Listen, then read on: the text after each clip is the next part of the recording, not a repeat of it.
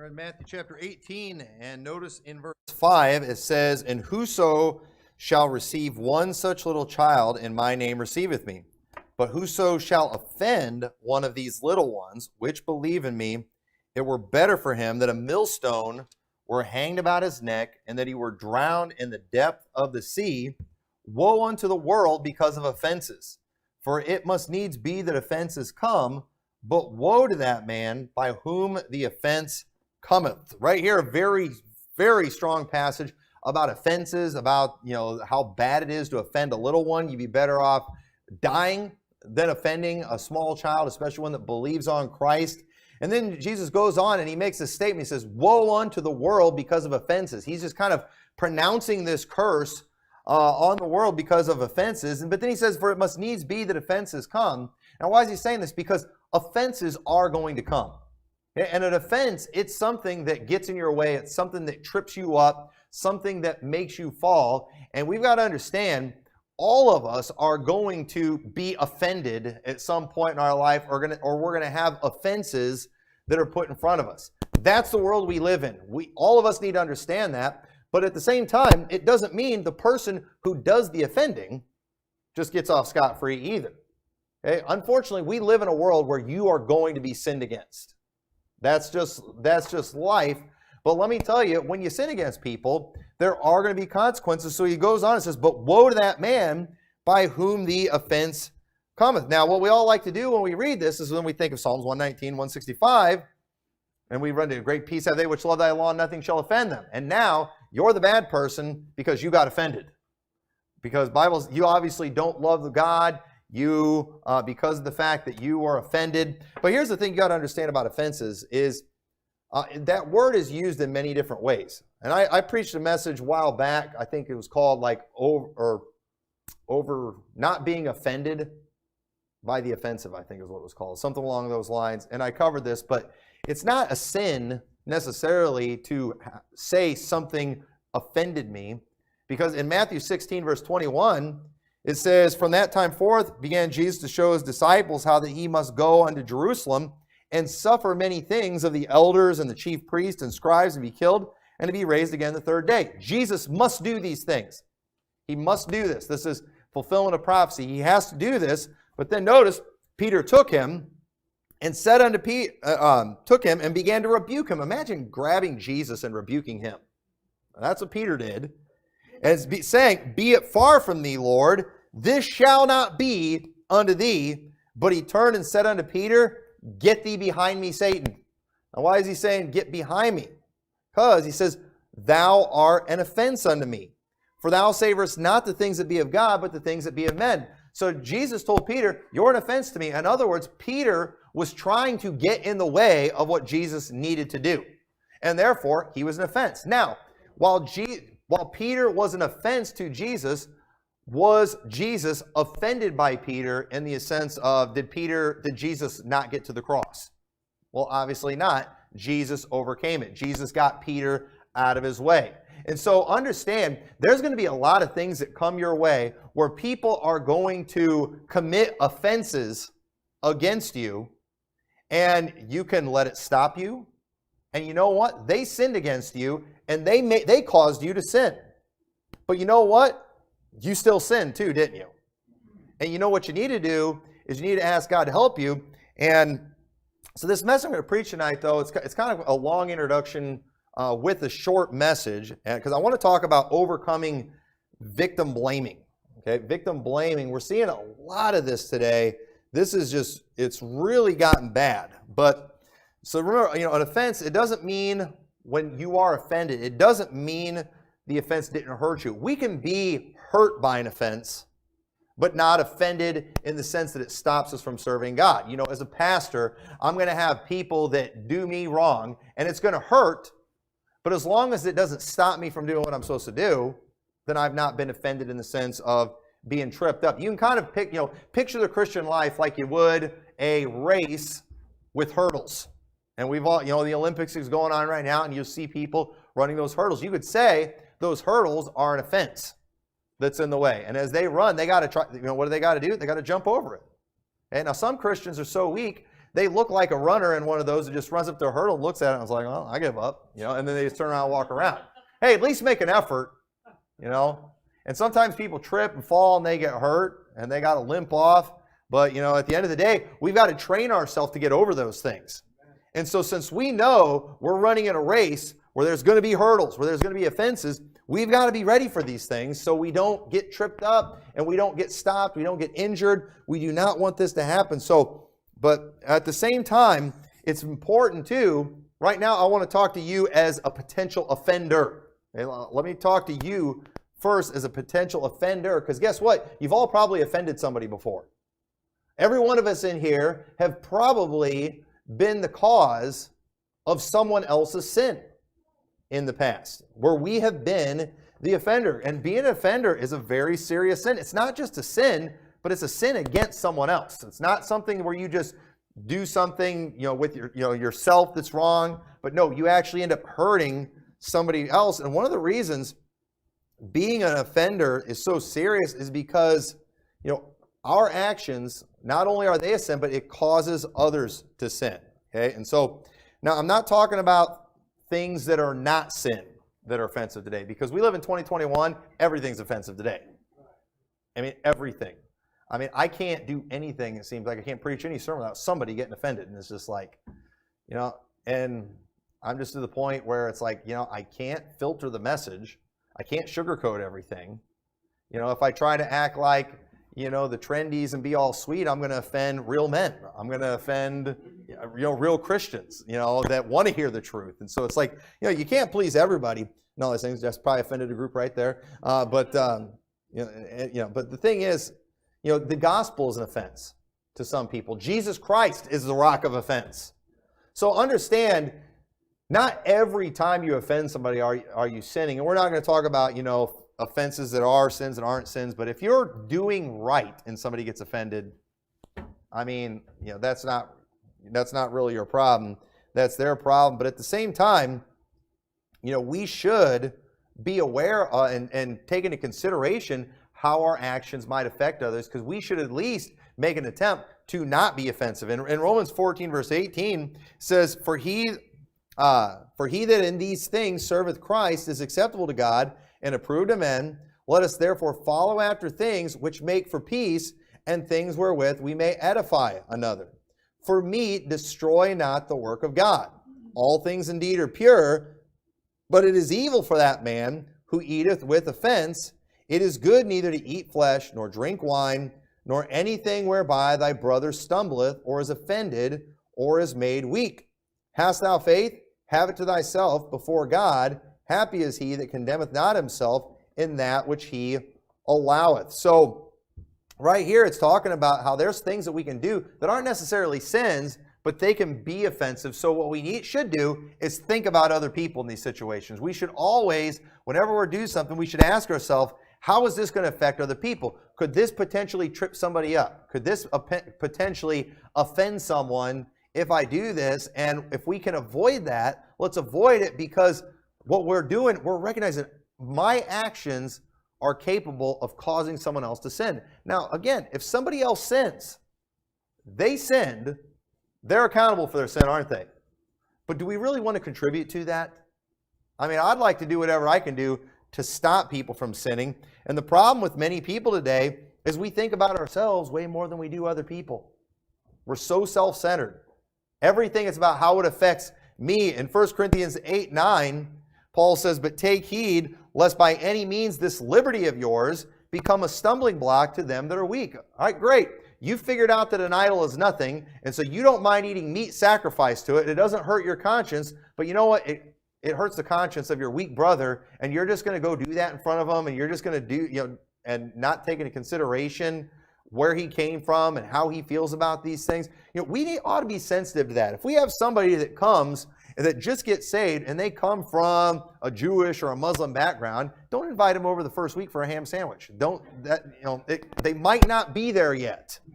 They might need some time to grow, and it's like people today, they don't care. Well, I know I can do it. Well, I guess what? I know you can do that too.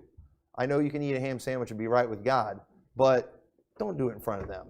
Be respectful to them. give them some time, and eventually, I think they'll get it figured out and they'll join you for a ham sandwich. They might even invite you over someday for one. That'd be a blessing. But most people, it's just, this doesn't bother me. This doesn't offend me. We should take these things into consideration, but we're so self-centered. And so when an individual is offended and sins, they are in the wrong, but their wrong does not clear you when it comes to your wrongdoing. You still did wrong too, didn't you?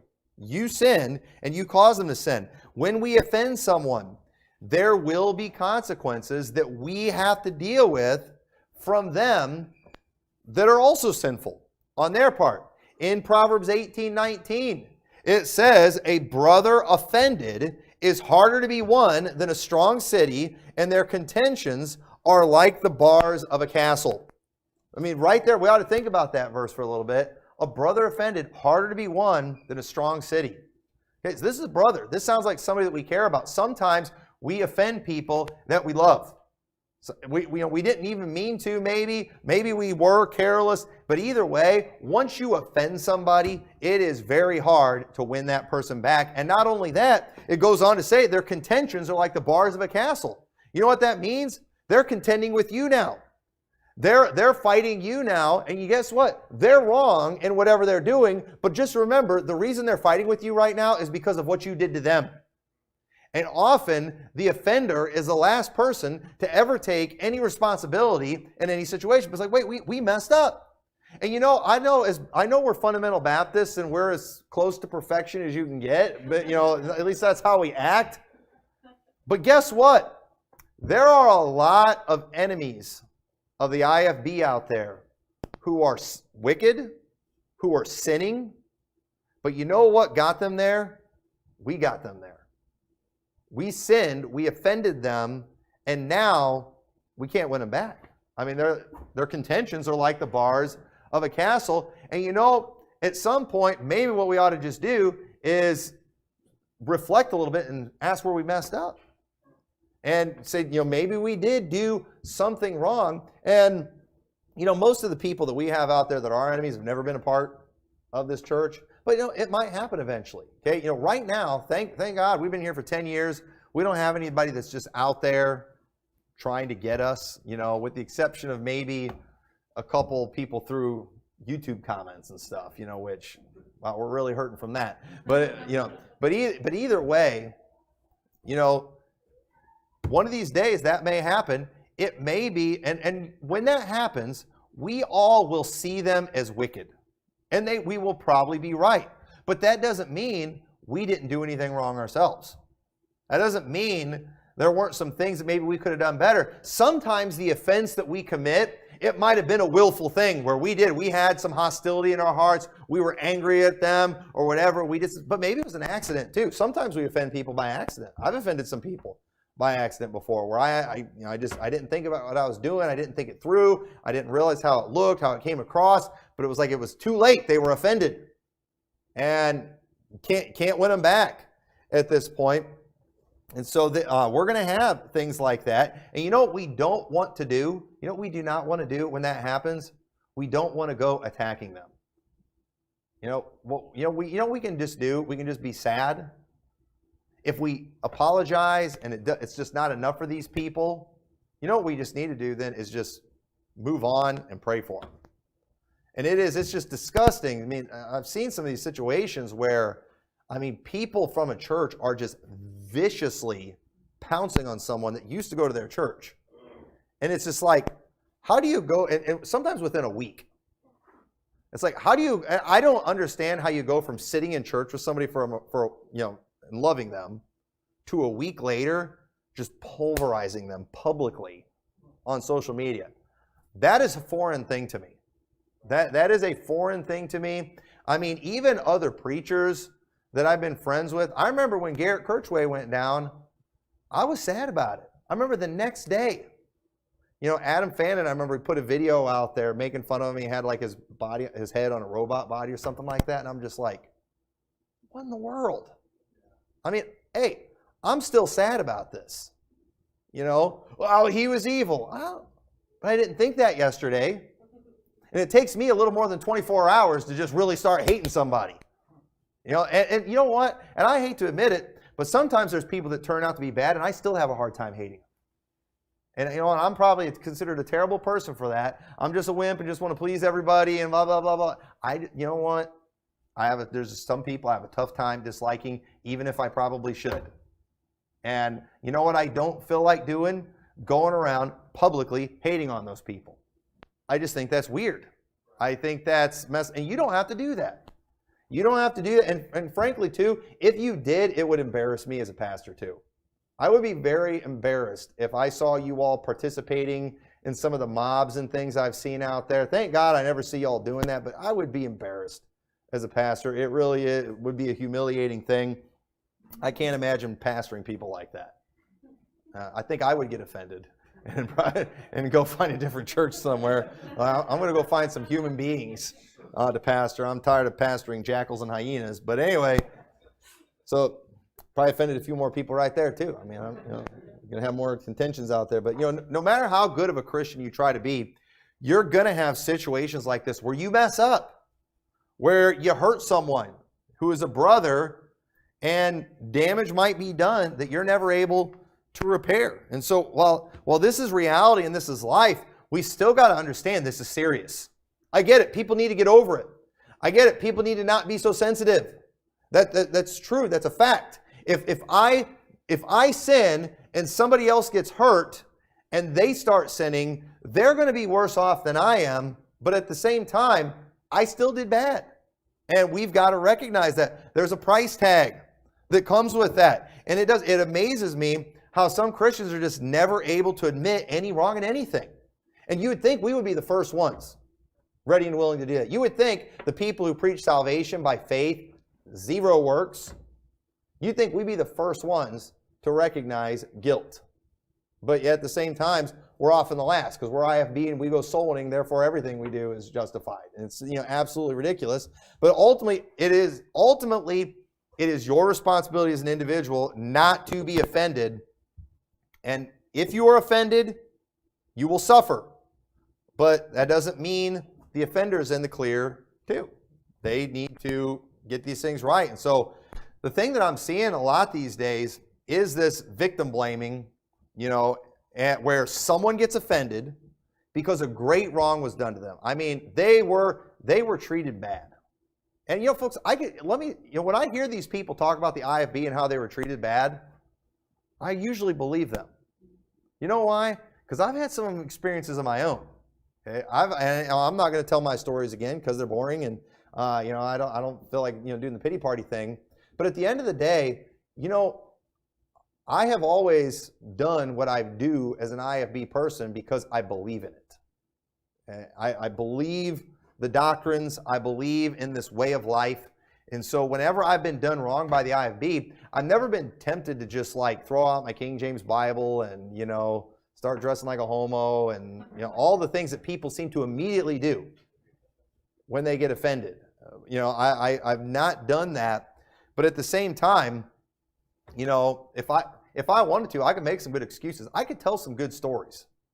I could tell some stories about some altar calls where I've been in the audience and crazy manipulative things have done. I've told some stories. I try not to repeat stories, but I've probably told all my good altar stories where weird things would take place and weird things would happen. And folks, some of the stuff that goes on in church is just weird. We were just watching the video, when we were coming back from soul winning, of a church where they wanted the Holy Spirit to break through.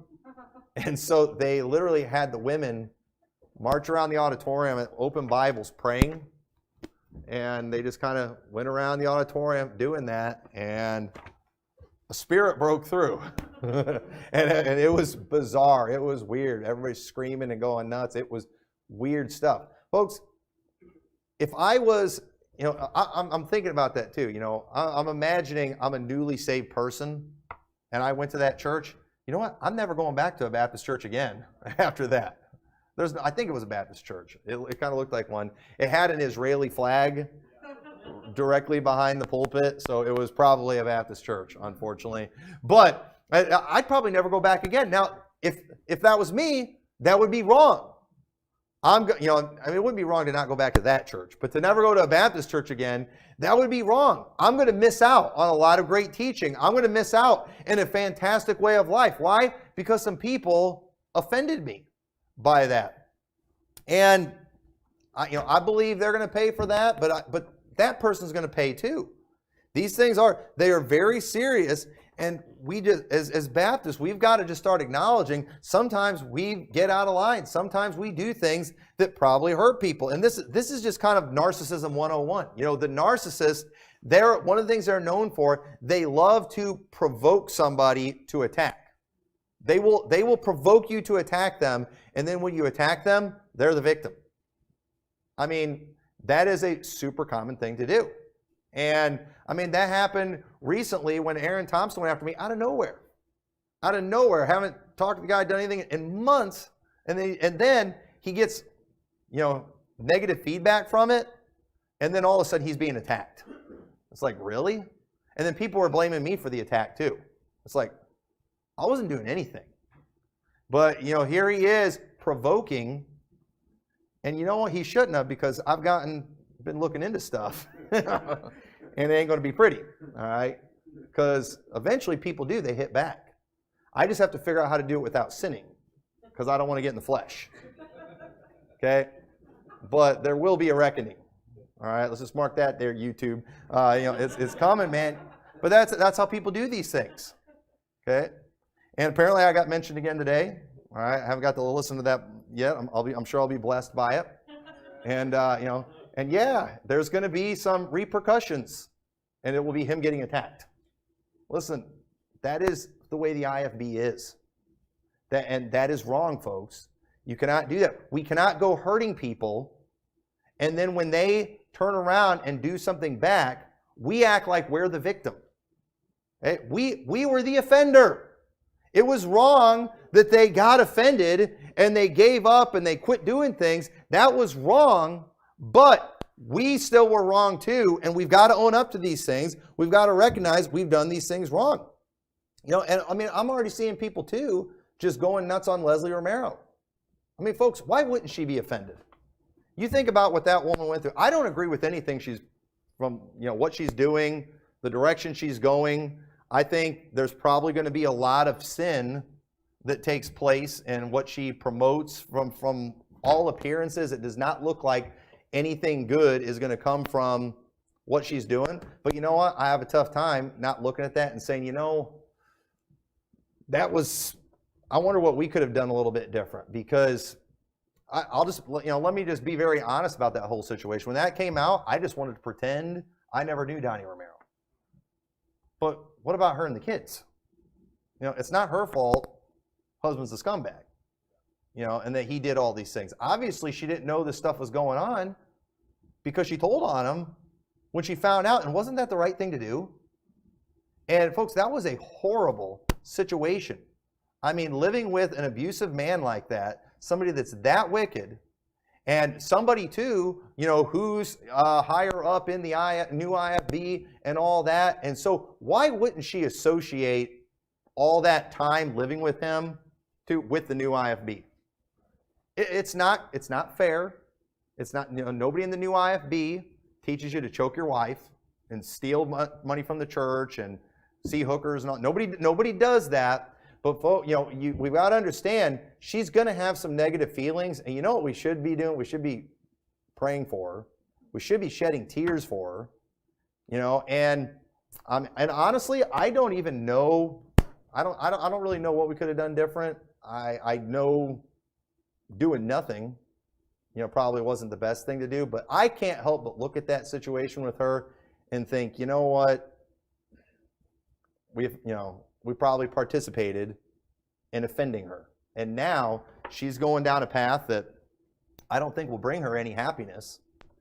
I would love to see, her, stay on the right path and, get in a good church and live a happy life. That's what I want for her. But you know what?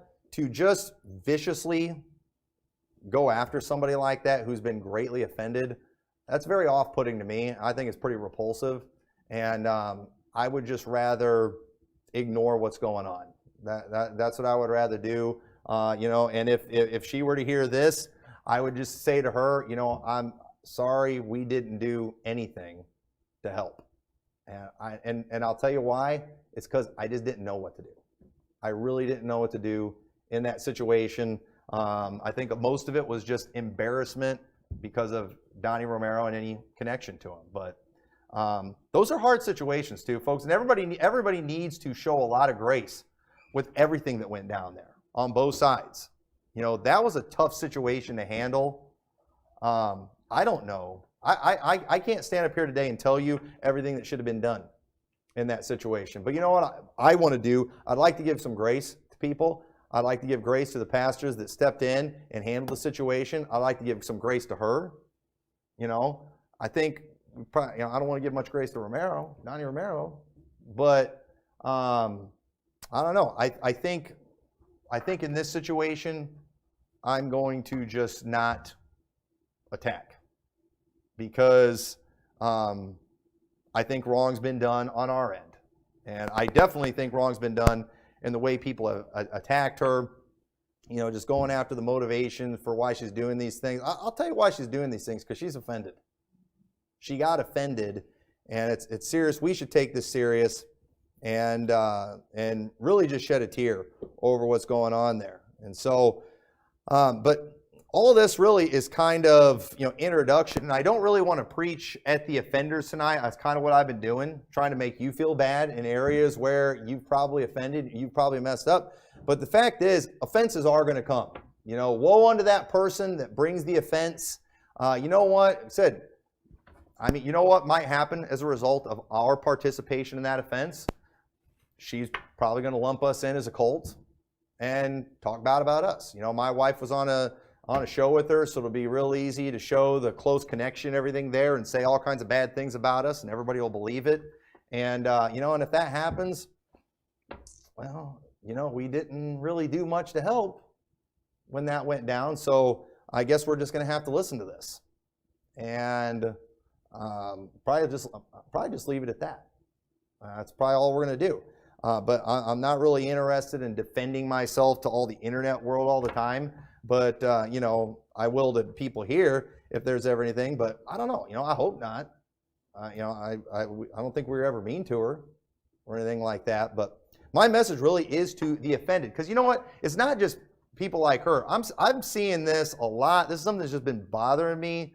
I notice it with people who have been offended by the IFB. And especially, too, people that have been offended by things that have happened to them in the new IFB. One of the things that they constantly do is they just immediately start shedding good doctrine. And then they start joining up with heretics and weirdos and all these things.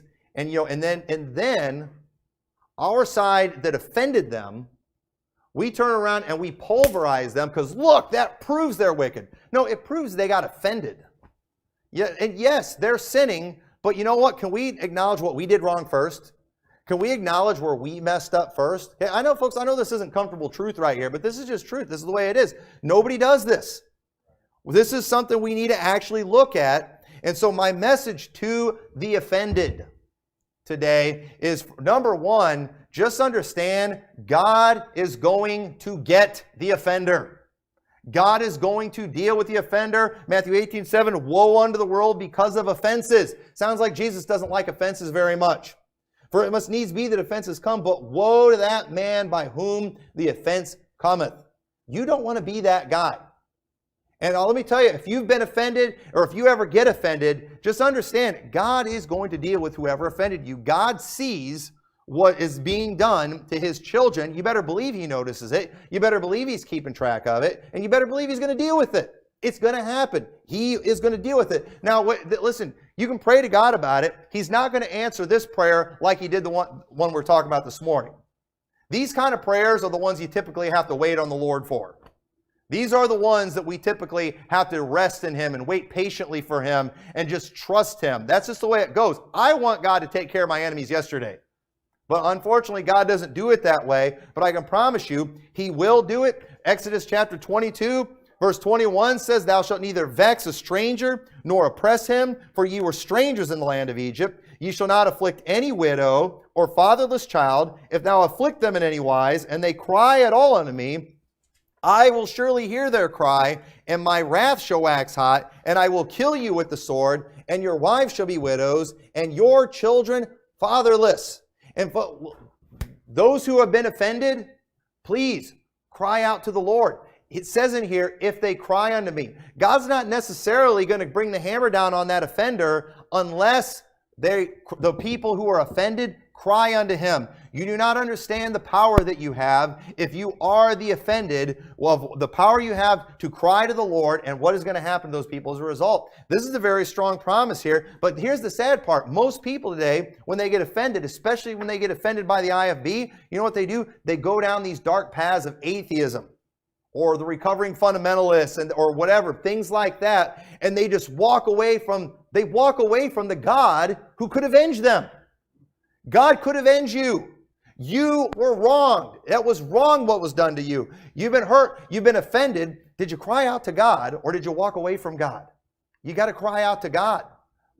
He knows. I get it. You just, you might just, you're just a little nobody in the IFB world. Nobody cares about you. Nobody knows who you are. Everybody cares about the big name pastor who called you out or said something nasty about you. Everybody's on his side. The mob's piling on you. But let me tell you, God cares about you. God knows who's in the right in that situation. I highly recommend using this tactic of calling on God, of crying out to him, and God will take care of them. God will expose these people that are doing these things. You better believe it. But unfortunately, people are getting tempted by all these former Christians that are out there. And it makes me sick. And I've seen it over and over again where you have these people who, are trying to expose all this bad stuff in the IFB, but then you go to their sites and things and they're promoting atheism, they're promoting LGBT stuff, and it's just like, you could have got vengeance if you'd have stayed close to God, if you cried out to God. But you know what you did? You walked away from him. That's not the best. That is not the method. Romans 12:19 says, Dearly beloved, avenge not yourselves, but rather give place unto wrath. For it is written, Vengeance is mine, I will repay, saith the Lord. Folks, vengeance belongs to God. It's his. It's his. Don't go taking what's his. And if you try doing it yourself, you're going to mess everything up. You go and you try to join one of these groups out there trying to destroy the IFB so you can get vengeance. You're going to mess everything up. Listen, if the IFB is as bad as these people say that we are, you know what I recommend they do? I recommend they leave us alone and go tell God on us. And if we're that bad, he'll deal with us. But you know what are they doing? They're joining the enemies of God. They're joining the enemies of God, and it's just making things worse. So God will make it clear in the end who is right. Psalms 37:4 says, Delight thyself also in the Lord, and he shall give thee the desires of thine heart. Commit thy way unto the Lord. Trust also in him, and he shall bring it to pass. And he shall bring forth thy righteousness as a light, and thy judgment as the noonday. Rest in the Lord. Wait patiently for him. Fret not thyself because of him who prospereth in his way, because of the man who bringeth wicked devices to pass. Oh, it looks like that preacher that's been criticizing me. He sure is, getting asked to preach everywhere. He's getting this accolade. He just got another doctor's degree given to him. All these things are going for him. Hey, don't fret about that. Don't fret about that. Listen, the more he gets lifted up, the bigger the fall is going to be when it finally comes down. Look at all these good things that are happening to him. It's going to make it all the worse when it all comes crashing down on them. And folks, it's going to come crashing down on them. It's going to happen. If they're in the wrong, if they've done these things, cease from anger, forsake wrath, fret not thyself in any wise to do evil, for evildoers shall be cut off, but those that wait upon the Lord, they shall inherit the earth. For yet a little while, and the wicked shall not be. Yea, thou shalt diligently consider his place, and it shall not be, but the meek shall inherit the earth, and shall delight themselves in the abundance of peace. The wicked plotteth against the just, and gnasheth upon him with his teeth. The Lord shall laugh at him, for he seeth that his day is coming. So just mark this down. When you get offended, right now, if you've been offended, right now you are in the dark. Right now you can't see what's going to happen to your offender. You can't see that. But I can tell you this, but at the same time, we can see it in the Scriptures. But that takes faith. And you know what the Bible tells me? That while you can't see anything with your physical eyes, I can see in the Bible that when it comes to your offender, the Lord's laughing at him because he knows what's coming. The Lord, he sees your offender enjoying all these wonderful things right now. The Lord sees your offender receiving praise and, living great and eating at all the most expensive restaurants, paid for by somebody else. I mean, the Lord sees all that stuff. The Lord sees those things.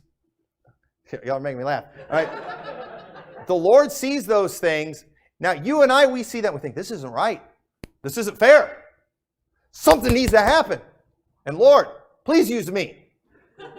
Lord, let me be your battle axe. Lord, let me do something to take these people down. But understand, while you're sitting there fretting, and while you're sitting there being tempted to sin because of all the things that are going on, you know what? The Lord's laughing at them. He sees them stuffing their face. He sees them on their second helping of steak. He sees all that stuff that they're doing, just eating it up, loving every minute of it. He sees them lying about you. He sees them trying to hurt you. He sees all that stuff they're doing while they're just laughing it up. This is just great. And the Lord's laughing because he knows what's coming. He knows what's about to go down. And you know what we've just got to do? We've got to learn to start seeing things through the Lord's eyes. And you know what? Well, I can't see it right now. You know what? I see it in His Word. And I'm going to let God take care of business. I'm just going to claim that and I'm going to trust that. And you know what I'm going to do? I'm going to keep being an independent, fundamental, King James only Baptist. I don't care what other people are doing. I don't care what people say about me. I'm not just going to change my doctrine. Okay? Just because I've had a few people in the new IFB come after me, I'm not going to go back to pre-trib. I'm not going to do that. I'm not going to get an Israeli flag and put it up in the church because we're not popular in the new IFB anymore. I don't care. You know what? No matter how much they get out of line, they're still right when it comes to the reprobate doctrine. They're still right when it comes to salvation. I'm not going to change my position on repentance, because I'm not in the club anymore. Unfortunately, they're right. So I'm going to keep preaching these things, and that doesn't matter. But yet, people constantly, they get bent out of shape at something and they just go and they change on everything. And it's like, why were you ever even doing this in the first place? And then the offenders on our side, they were just a devil from the beginning. Maybe we offended them. Great peace, ladies, love thy long offend. Hey, yeah, they didn't love God love the law of God like they should have, but you still shouldn't have offended them. We still shouldn't have done that. And when we have a movement where we're constantly doing this kind of thing, sometimes you just got to step back and say, you know what? Maybe we need to check up on ourselves a little bit. I mean, boy, we're real good at figuring out what's wrong with everybody else, but maybe we need to figure out what's wrong on our end and say, let's clean some of this stuff up a little bit. You know what? Why don't we give people a little more grace? Why don't we give people a chance? Let me tell you, you want to know why a lot of people change on doctrine too, why they turn on a dime in these things? A lot of times they come to these churches and they're just trying to fit in. They're just trying to fit in because they come from a world where nobody accepted them for who they were, where nobody loved them like a brother. They didn't have that in the world that they came from. They came from more like a gang mentality where if you don't have complete and total loyalty, they beat the snot out of you. That's what they come from. They're not used to a place where there's grace. They don't know what that's like. And so often they come in just trying to fit in. Well, maybe if we actually did love these people, maybe whenever they did mess up or if they were a little bit different, we weren't all beating them down and trying to twist their arm into submission and making them just like us. Maybe these people would stick around long enough to actually get what we've got and internalize it. Maybe they would actually figure it out and really see it for what it really is. And then good luck trying to change them on these things. Folks, I can't imagine how bad I'd have to get offended to go back to preaching pre-trib. I mean, I can't think of what you could do to me that would make me go back to doing that. But I'm telling you, there's people out there that have gotten offended and then they go back to that stuff. And it's like, that's too bad. And again, and maybe it was. Maybe they were just looking for acceptance. They're from the gang, they've got this gang mentality that everything's got to be, just a certain way and just right. And they think that's what church is too. And so it takes some time. But the problem is a lot of churches are kind of like a lot of gangs. Not only if you get out of line, we're coming for you. We're going to kick you out of the church. We're going to gang stomp you, figuratively speaking. Folks, people today are terrified. They are sitting in churches terrified of speaking the truth, doing the right thing in situations, because they know that they are going to get pulverized from the pulpit and they will lose all of their friends. And man, I'm not gonna lie. When people get mad and they leave this church, it bothers me.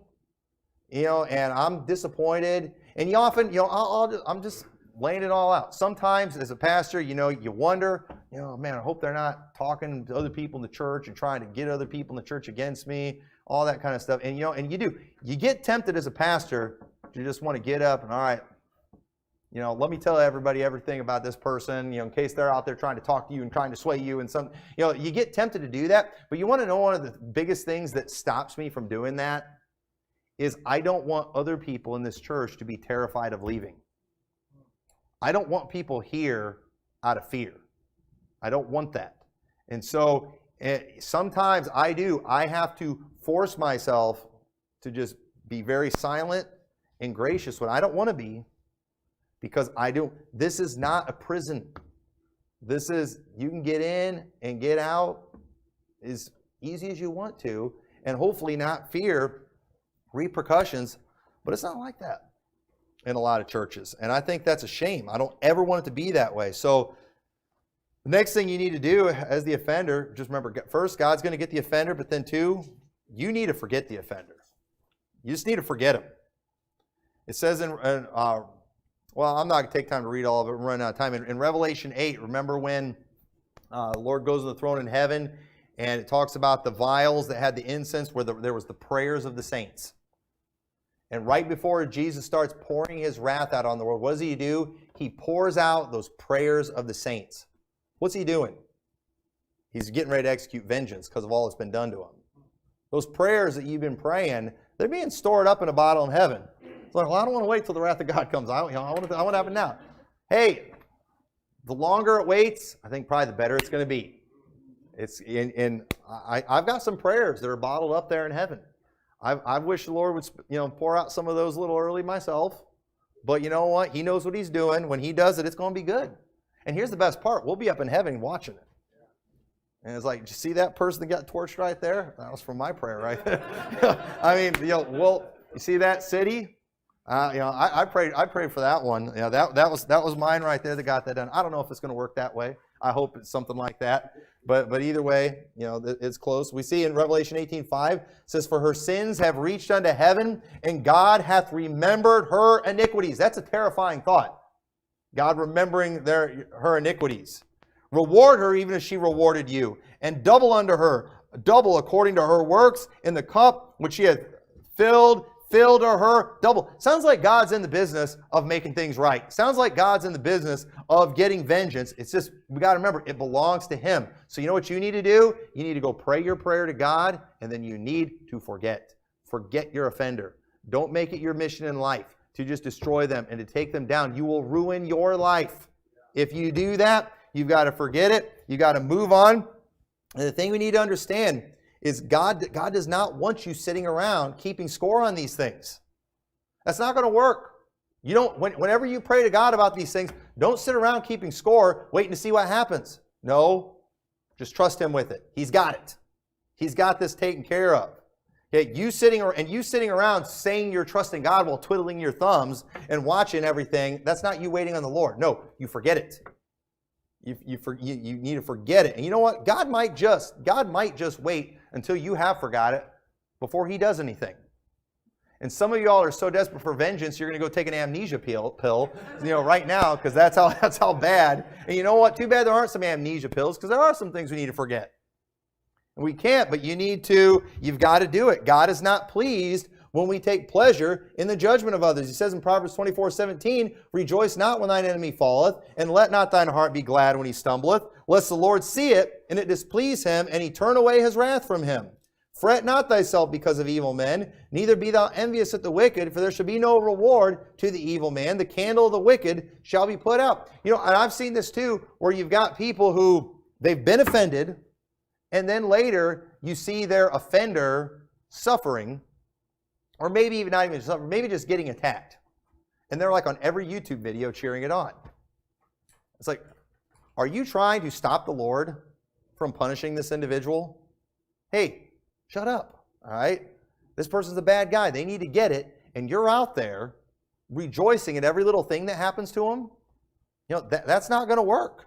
That's going to get you in trouble. We've got one troll, I delete his comments all the time, Justin Bacon, right? He's a long story right there. But I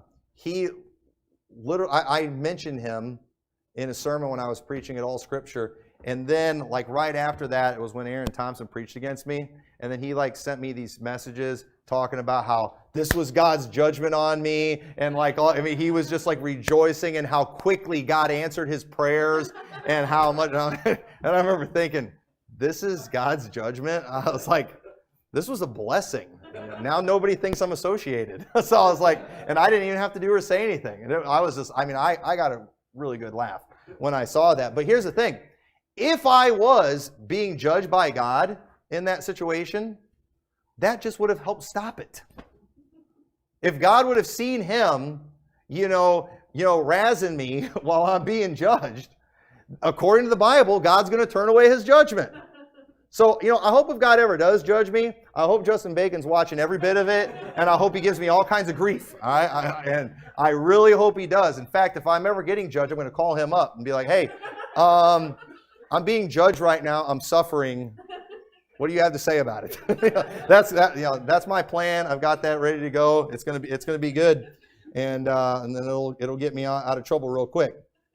But yeah, because God doesn't like that. And so the reason many people abandon the teaching of the IFB when offended is because everything that they do that is IFB-ish, it reminds them of the men who taught them these things.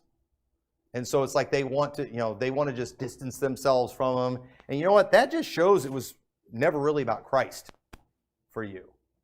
It's like, there's people today, there's women out there that get triggered by seeing a pair of culottes. That's just how much, and it's like they have all these mental issues.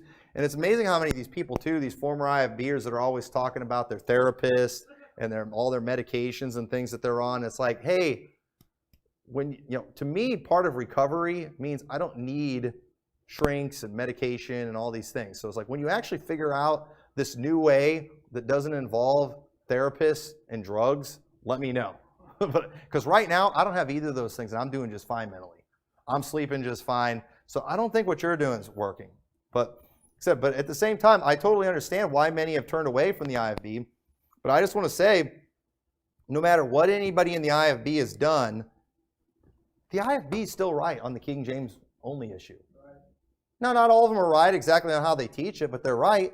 Hey, no matter what our side does, we're still right on repentance. It doesn't justify any wrong that we do, but we're still right. Okay? You know what? No matter what the IFB's done, no matter how many perverts there have been in the IFB in the past, we're still right about standards and separation. We're still right on those things.